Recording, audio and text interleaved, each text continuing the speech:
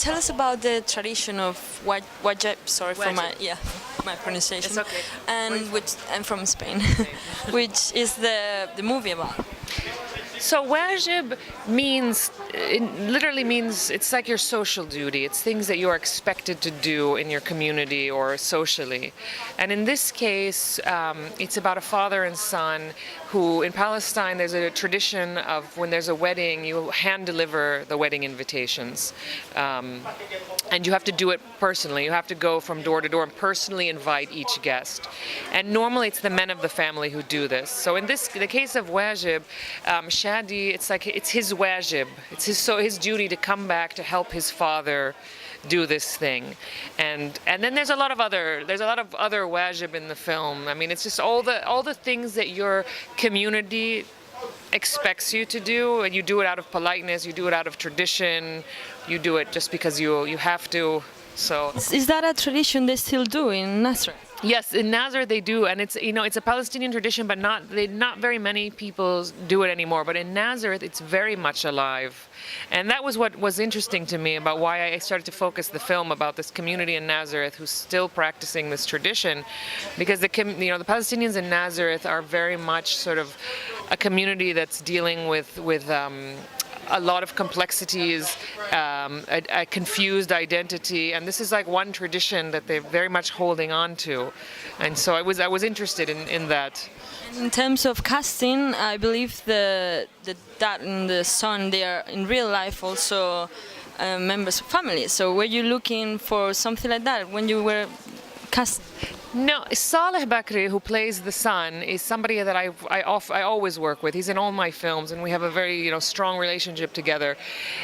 His father is a very well-known actor, but I had never worked with him before, and I decided to put them together. But that was after a long 1 year of trying to decide if that was the right thing or not, because I knew that it would also be a very difficult thing.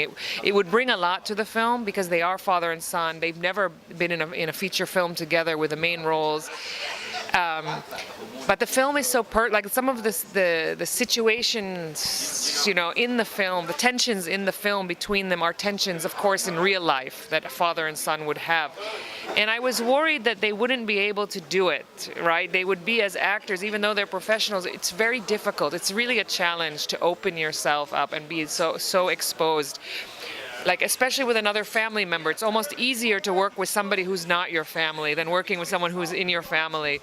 So I had a lot, and also because Mohammed Bakri, who plays Abu Shadi, is very, very different than Abu Shadi in real life. And he's very far from that role. He's a very elegant man, he's a very political man, he's very handsome. He's not like Abu Shadi, and that was also something we worked a lot on, but I'm glad. It worked at the end, right? It worked, and I'm very happy. It was a good thing. So, this film is also being categorized as a road trip movie. Would you think that would be? I guess it is. I mean, in some ways, it's a road trip within Nazareth. I mean, it takes place in one day.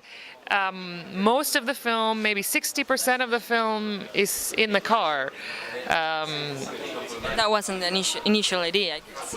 It was the initial idea, absolutely. And I mean, it interested me because it's my most, let's say it's my film with the most dialogue that I've ever done. Like it's all talking, and it's a film.